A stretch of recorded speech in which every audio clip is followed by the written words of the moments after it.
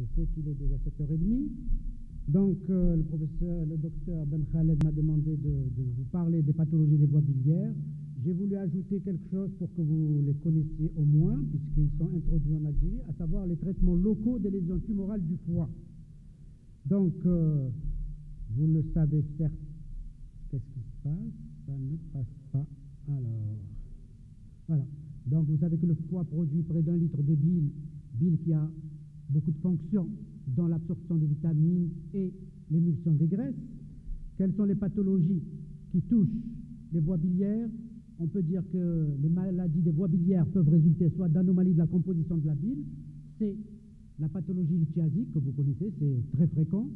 Il y a également les processus inflammatoires, atrésie des voies biliaires, cirrhose, cholangite. Il y a également malheureusement les proliférations anormales, à savoir le développement de tumeurs, qu'elles soient bénignes ou malignes. Et il y a toutes ces pathologies des voies biliaires s'accompagnent sur le plan clinique soit de manifestations douloureuses, c'est la fameuse colique hépatique, soit du fameux syndrome de cholestase, qu'il soit ictérique ou anictérique. Mais il faut savoir que très souvent, la pathologie lithiasique est asymptomatique et les malades arrivent assez souvent au stade de complications, qu'il s'agisse de cholécystite, de pancréatite, de cirrhose, etc.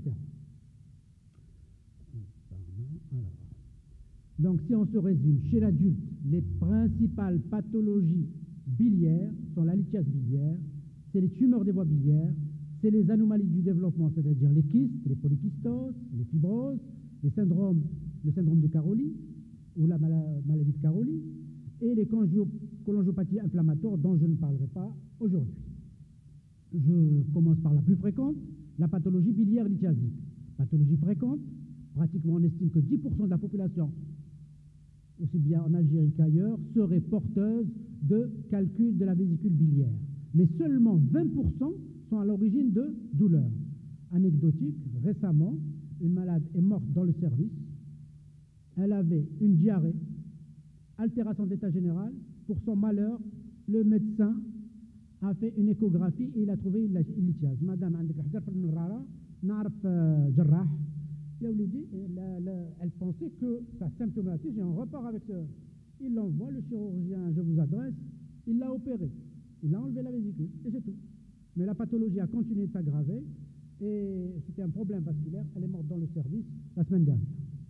Donc, c'est pour vous dire que la lithiase biliaire est fréquente, mais elle n'est pas toujours à l'origine donc de la symptomatologie, de toute symptomatologie, et elle peut donc être associée à d'autres pathologies.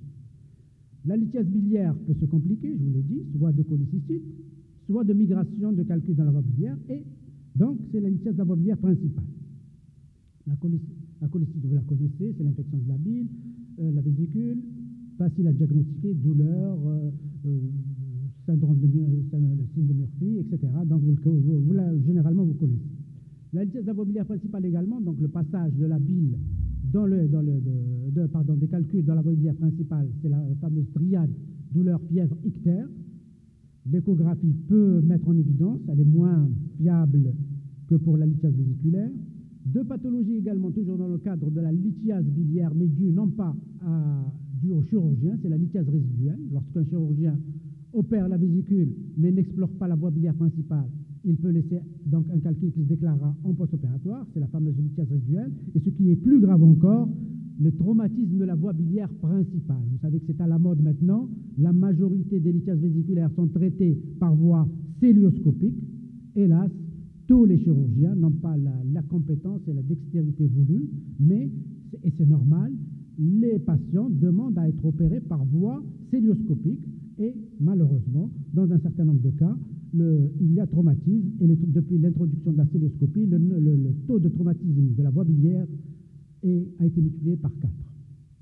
Donc, en dehors de cette pathologie, qui est la lithiase, autre maladie, c'est la maladie de Caroli, qui est donc une infection congénitale, mais qui est rare, qui se traduit par une dilatation multisegment multifocale des canaux biliaires intrahépatiques.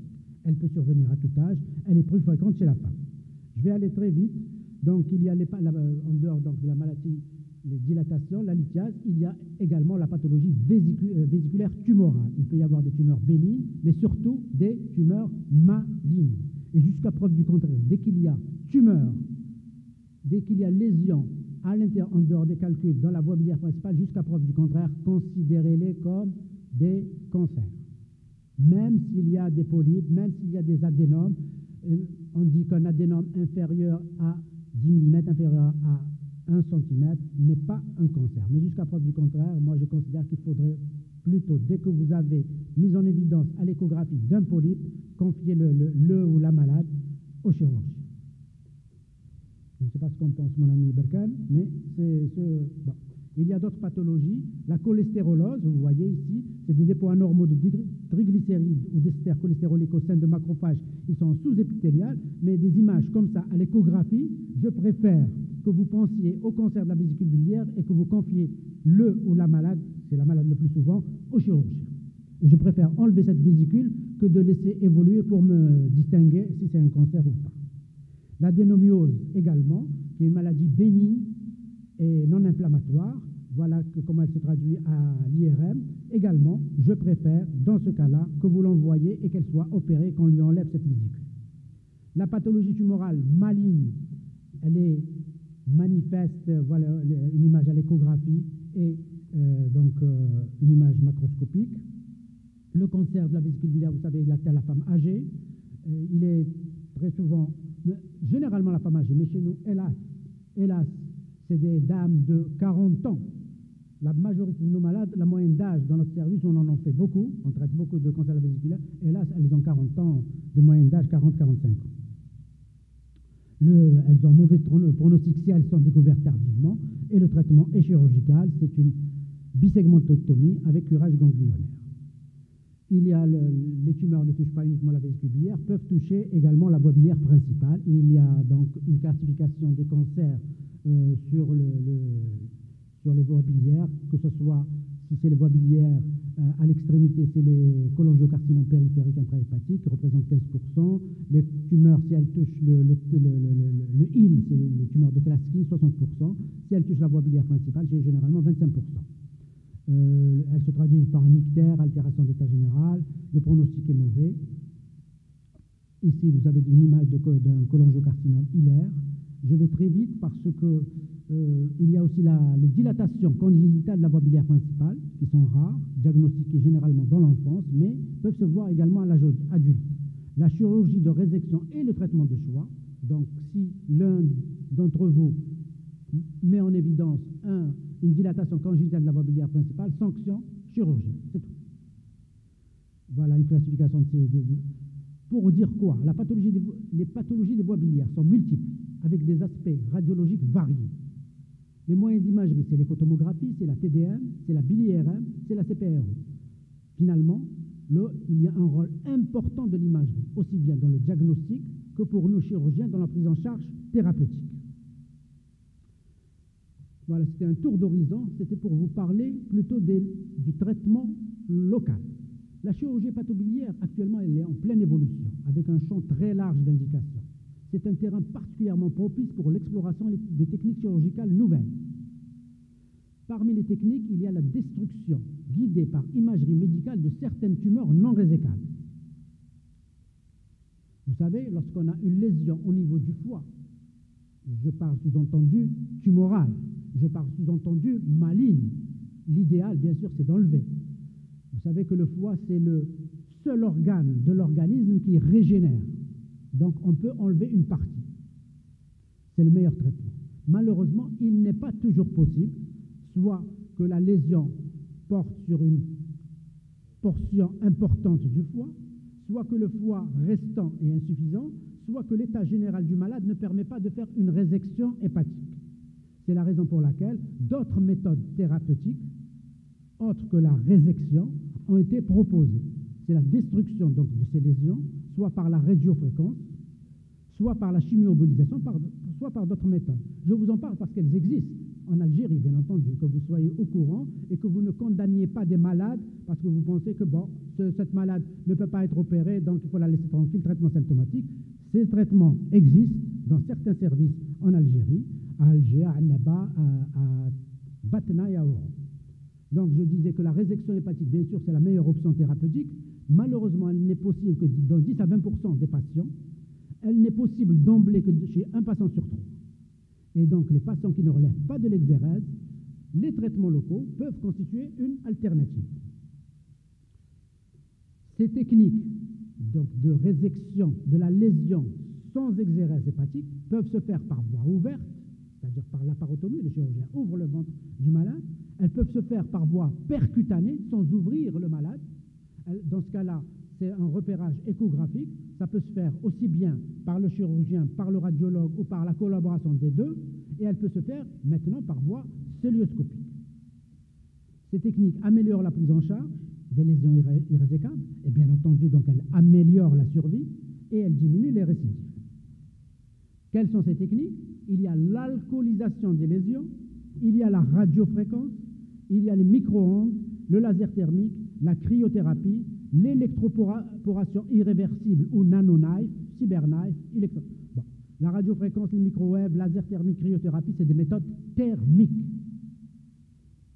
Donc l'alcoolisation, j'en parle pas beaucoup, c'est la plus ancienne, c'est l'injection à l'intérieur de la lésion d'alcool à 99,5%, donc c'est de l'alcool pur. Malheureusement, l'alcool, on ne peut le mettre que dans un CHC, un carcinome hépatocellulaire. Pour les métastases hépatiques, qui sont des lésions donc tumorales, elles sont dures et on ne peut pas injecter de l'alcool à l'intérieur de cette masse tumorale qui est la métastase. Donc, cette technique ne peut être proposée que dans le CHC. Cette technique d'alcoolisation, elle entraîne un taux de nécrose de 60 à 100%. Il y a la radiofréquence. Cette radiofréquence existe à Volory, elle existe au CPMC, elle existe à Batna, elle existe à Oran, elle existe à Blida. Donc, ces différents services disposent de cet appareil qui est la radiofréquence. Donc, cette radiofréquence entraîne un courant sinusoïdal qui va entraîner une agitation ionique par friction, augmentation de la température et coagulation des tissus donc tumoraux. Dès que au niveau de la tumeur, la température dépasse 60 degrés, il y a mort cellulaire. C'est ce qu'on veut obtenir.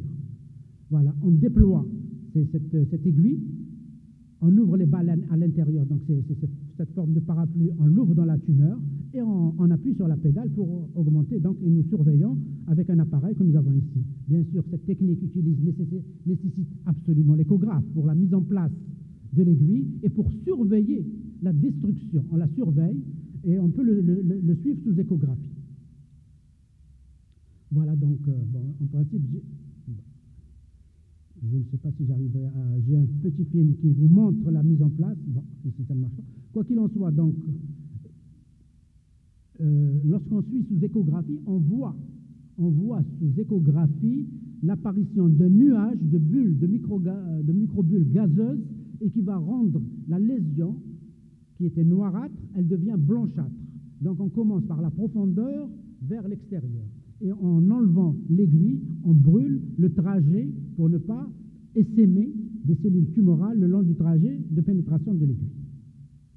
On peut le faire par voie percutanée, radiologue. On le fait pour certaines malades où il y a contre-indication à l'anesthésie générale. On le fait sous anesthésie locale. Au bloc opératoire, sous échographie, on introduit l'aiguille, le malade est prémédiqué et on fait notre radiofréquence. On peut le faire par laparoscopie, on peut le faire, comme je vous l'ai dit, par laparotomie. Et dans ce cas-là, c'est le chirurgien, bien sûr, je vous l'ai dit, c'est l'échotomographie. Pour encore rendre meilleurs les résultats, on peut associer la radiofréquence à la chimiothérapie. On peut l'associer à une chimiothérapie intra-artérielle ou intraportale. On peut faire une chimioembolisation en même temps que cette radiothérapie, que cette radiofréquence, pardon.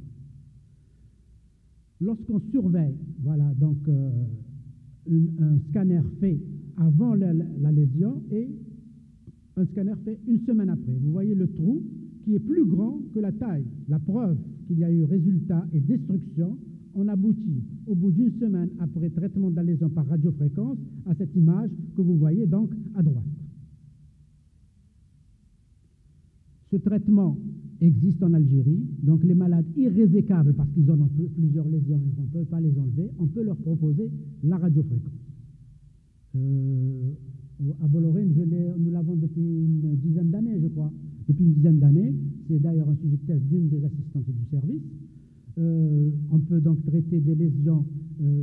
Il y a bien sûr des indications. Soit une seule lésion inférieure à 7 cm, soit 5 lésions au moins inférieures à 5, soit des métastases résécables, mais le patient ne peut pas supporter, même si elles sont résécables, mais le patient ne peut pas supporter une résection majeure, soit que le volume du foie restant, comme je vous l'ai dit au début, est insuffisant, et des fois, on l'associe à la chirurgie. On opère un malade, on sait, en préopératoire, qu'il avait une lésion enlevable. Nous allons l'opérer. Nous l'avons enlevé, il avait une lésion sur le foie gauche. Nous avons réséqué. Après avoir réséqué, on découvre en péropératoire, pas en préopératoire, qu'il y a encore une lésion sur le foie droit, qui n'a pas été mise en évidence en préopératoire. On ne peut pas encore enlever, on vient d'enlever le foie gauche. On ne peut pas enlever le foie droit. Donc, sur le foie droit, je ferai de la radiofréquence en péropératoire. Donc, elle peut être combinée à la résection. Autre méthode, toujours thermique, ça c'était la radiofréquence, nous l'utilisons beaucoup. Donc, il y a plusieurs services algériens de chirurgie qui disposent de la radiofréquence. Il y a la cryothérapie. C'est le contraire, c'est l'utilisation du froid, c'est la destruction des lésions par le contraire. Donc au lieu d'augmenter la température à 60 degrés au-delà, ici on utilise l'argon liquide pour au contraire faire diminuer brutalement la température au niveau de la lésion qui entraîne également la congélation et la destruction. Voilà, donc on introduit à l'intérieur de la lésion. Avantage, en principe, nous ne l'avons pas en Algérie, il n'y a aucun service. L'avantage serait qu'on peut détruire des tumeurs de plus grand diamètre qu'en utilisant la radiofréquence. Malheureusement, les complications, il y a une mortalité, il y a l'apparition d'infarctus du myocarde, un cryochoc dans 18%, insuffisance hépatique dans 12%, choc hémorragique dans 12%. Pour toutes ces raisons, même dans le monde, elle est moins utilisée que la radiofréquence. Et c'est la radiofréquence qui s'est développée comme traitement local des lésions tumorales.